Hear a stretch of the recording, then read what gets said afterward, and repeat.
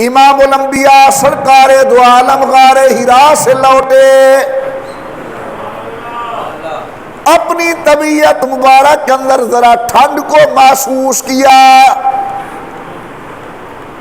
علماء لکھتے ہیں ٹھنڈ کیوں؟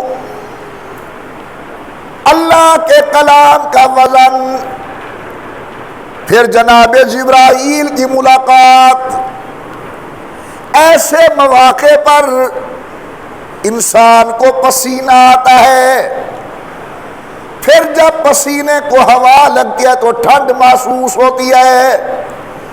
فرمایا زملونی زملونی زملونی، عائشہ خدیجہ مجھے چادر اڑاؤ۔ امام الانبیاء سرکار دو عالم نے کچھ آرام فرمایا۔ حضرت جناب سیدہ خدیجہ کو امام الانبیاء نے پورا واقعہ سنوا دیا۔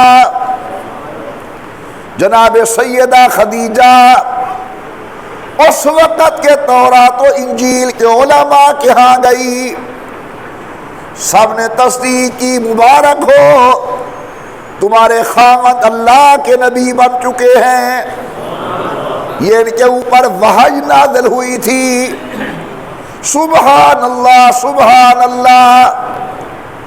ایک دن امام الانبیاء سرکار دو عالم کی خدمت کے اندر جناب خدیجہ نے عرض کی کہ حضرت جب وہ شکل جسے آپ اللہ کا فرشتہ تصور فرماتے ہیں، بلکہ تصور نہیں یقین فرماتے ہیں، جب وہ شکل آپ کے سامنے آئے مجھے بھی ذرا بتا دینا، توجہ کرنا ذرا اس معروض پر۔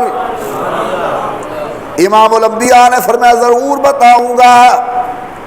آ گئے جناب جبرائیل امین حضور کے سامنے، فرمایا خدیجہ وہ شکل جو قرآن کریم لے کر آئی ہے وہ میرے سامنے اس وقت تشریف فرما ہے۔ جناب سیدہ خدیجہ نے اپنے سر مبارک سے کپڑا ہٹایا اور حضور کے ساتھ آ کر بیٹھ گئی۔ اب پوچھا حضور یہ بتاؤ وہ شکل نظر آ رہی ہے یا نہیں؟ میرے آقا نے فرمایا شکل نظر نہیں آ رہی۔ فرمایا میں گواہی دیتی ہوں یہ اللہ کا فرشتہ ہے، میں گواہی دیتی ہوں یہ ملک ہے، یہ اللہ کا نوری فرشتہ ہے۔ حضور نے فرمایا وہ کیسے؟ اب ذرا استدلال سمجھیے۔